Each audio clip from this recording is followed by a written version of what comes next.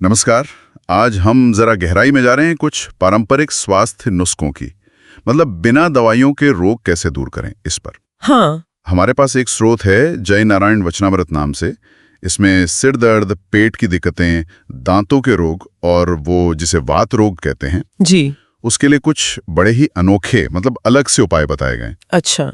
और हाँ, कुछ आध्यात्मिक छंद भी हैं। बिल्कुल। तो देखते हैं क्या खास है इसमें। हाँ, ये जो स्रोत है ये हमें कुछ ऐसी शारीरिक क्रियाओं और ध्यान की तकनीकों से मिलवाता है जो सेहत सुधारने के लिए बताई गई हैं। अच्छा। और दिलचस्प बात यह है कि कई उपाय तो हमारी रोज की जो सामान्य क्रियाएं हैं उन्हीं से जुड़े हैं, बस उनको एक खास तरीके से करने को कहा गया है। जैसे लगता है कि रोजमर्रा के कामों में ही सेहत का कोई राज छिपा हो। हाँ बिल्कुल।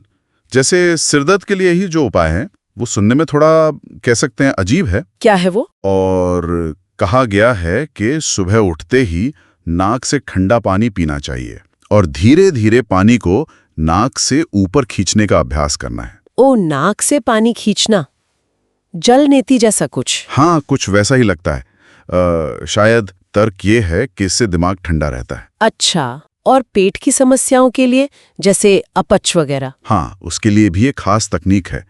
जब दाहिनी नाक से सांस चल रही हो, मतलब जिसे पिंगला नाड़ी कहते हैं शायद, उस वक्त खाना खाना है। ओके, स्वर योग की तरह। हाँ, और खाने के बाद बाईं करवट लेटना या फिर थोड़ी देर बाईं नाक बंद करके सिर्फ दाहिनी नाक से सांस लेना। ये शायद पाचन अग्नि को मतलब डाइजेस्टिव फायर को तेज करने के लिए होगा। हो सकता है। एक और तरीका भी बताया है पेट के लिए। वो क्या है? कि आराम से बैठ जाएं और नाभि पर ध्यान लगाएं, फिर सांस रोककर नाभि को अंदर की तरफ मतलब रीढ़ की हड्डी की तरफ 100 बार खींचने का अभ्यास करें। 100 बार? हाँ, लिखा है कि इससे पाचन शक्ति मजबूत होती है। अब ये शारीरिक खिंचाव है या सिर्फ ध्यान लगाना है या दोनों का मेल है? वर्णन से तो लगता है कि ये शारीरिक संकुचन और मानसिक ध्यान दोनों का मिला जुला अभ्यास है। मतलब नाभि वाले हिस्से पर बहुत ध्यान लगा के ये करना है। सही। शरीर के केंद्र पर ध्यान लगाने का विचार तो वैसे कई पुरानी पद्धतियों में मिलता है। हाँ, ये तो है। अच्छा, अब दांतों के लिए जो नुस्खा है वो तो मतलब वाकई बहुत ही हटके है। क्या है दांतों के लिए? स्रोत कहता है कि जब मलमूत्र त्याग कर रहे हों उस समय दांतों को कस के भींचना चाहिए। है? सच में? हाँ, दावा यह है कि इससे दांतों की जड़ें मजबूत होती हैं और दांत जल्दी ढीले नहीं पड़ते। ये तो आज की डेंटल साइंस से बिल्कुल ही अलग बात हो गई। बिल्कुल। हाँ, ये उन उपायों में से है जो आज के हिसाब से शायद थोड़े अजीब लगें, पर उस समय की समझ के हिसाब से शायद शरीर की क्रियाओं में कोई कनेक्शन देखा गया हो। शायद।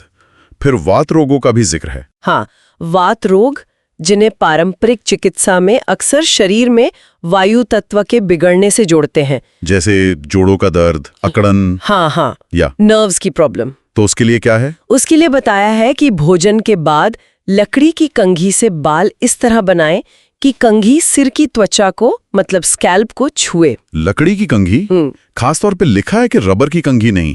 क्यों? शायद लकड़ी को ज्यादा प्राकृतिक मानते होंगे शरीर के लिए और रबर को नहीं। और इसके बाद एक और चीज करनी है। क्या? पैरों को पीछे मोड़कर एड़ियों के बीच बैठना, जैसे वीरासन होता है कुछ वैसा, करीब 15 मिनट के लिए। अच्छा, वो वज्रासन जैसा पोस्चर। हाँ, कह सकते हैं। लिखा है कि ये वात रोगों में फायदेमंद है। तो ये सब तो हुए शरीर को साधने के तरीके, लेकिन ये किताब या ग्रंथ कहें, ये मन और आत्मा की तरफ भी इशारा करती है। कुछ छंद भी हैं इसमें? जी बिल्कुल। उन छंदों में खासकर कलयुग में भगवान का नाम जपने मतलब नाम जप और हरि की शरण में जाने पर जोर दिया गया है।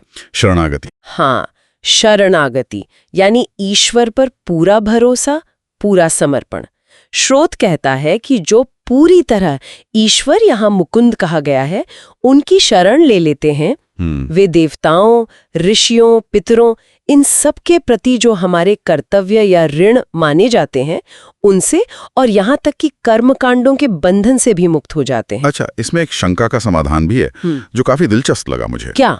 कि भाई अगर कोई आदमी अपने सारे दुनियावी काम छोड़कर सिर्फ भगवान का भजन ही करे तो क्या उसे कर्म छोड़ने का पाप लगेगा? हाँ, ये सवाल तो उठता है। तो क्या जवाब दिया है? जवाब है नहीं। तर्क ये दिया है कि ऐसे भक्त के दिल में तो खुद भगवान रहते हैं। अच्छा।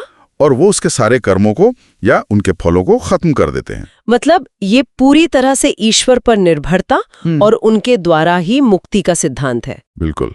तो कुल मिलाकर देखें तो इस स्रोत में रोजमर्रा की छोटी छोटी क्रियाओं को, पानी पीना, खाना, कंघी करना, यहाँ तक कि शौच के समय की स्थिति, इनको भी सेहत के लिए खास तरीकों से करने का सुझाव है। सही। और साथ ही इन शारीरिक उपायों को मानसिक शांति और आध्यात्मिक तरक्की के लिए भक्ति और शरणागति के रास्ते से भी जोड़ा गया है। सही कहा।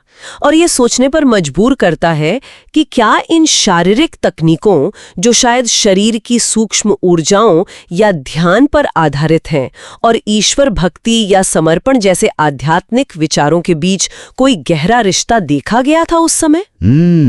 मतलब क्या तन साधने से मन सधता है? हाँ, और क्या मन की शांति और भक्ति का असर शरीर पर भी पड़ता है? ये सवाल इस स्रोत को पढ़ने के बाद मन में आता जरूर है। इस पर और सोचा जा सकता है।